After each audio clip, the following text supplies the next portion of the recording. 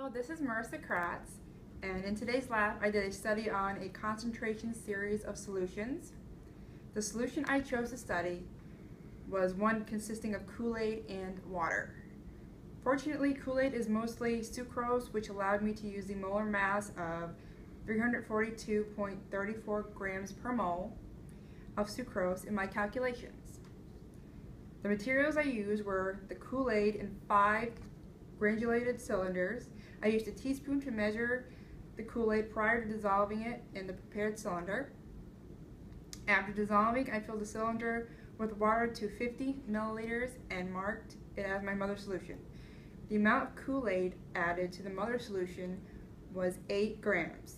After preparing the mother solution, I then created a dilution solution using it. The method I used to form the dilution solution was to add 30 milliliters of the mother solution to a cylinder and then fill that cylinder to the 50 milliliter line as well.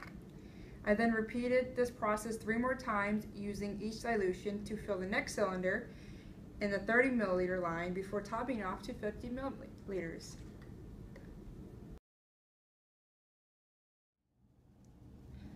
The calculations I used for the study on a concentration series can be seen here. To begin this study, I filled the first cylinder with 40 milliliters of water. I then added the 1.5 teaspoons of sucrose. This amount in grams is 8 grams. Then I filled the cylinder to the 50 milliliter marker. However, in order to determine the molarity of the solution, I needed to know how many moles of sucrose I had. The calculation for this can be seen here. Once I knew how many moles of sucrose I had, I was able to calculate the molarity by dividing the moles of sucrose by the total volume of the solution. I found the molarity to be 0.468 molarity. Then I labeled this as the mother solution.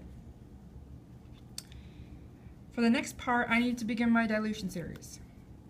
To do this, I poured 30 milliliters of the mother solution into a second cylinder. I then diluted the solution to 50 milliliters with distilled water. By using the dilution equation, which is M1V1 equals M2V2, I was able to determine the molarity of this dilution. The calculated molarity of dilution 1 was 0.281 molarity.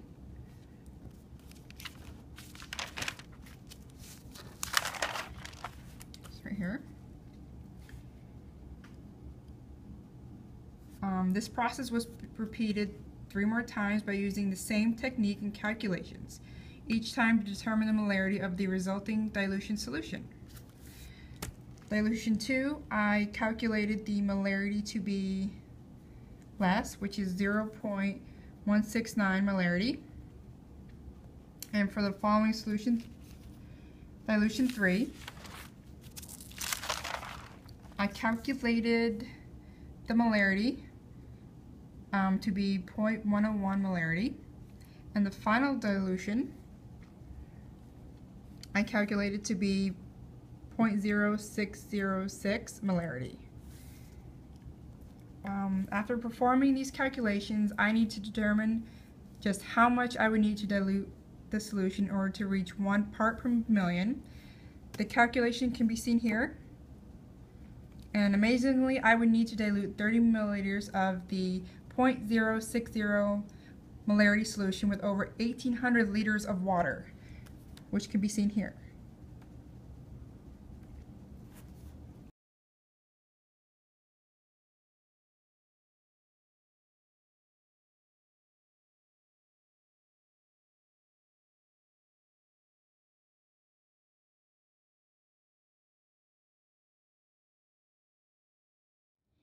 Here, you can see the mother solution and each of the dilution solutions that I made for this lab.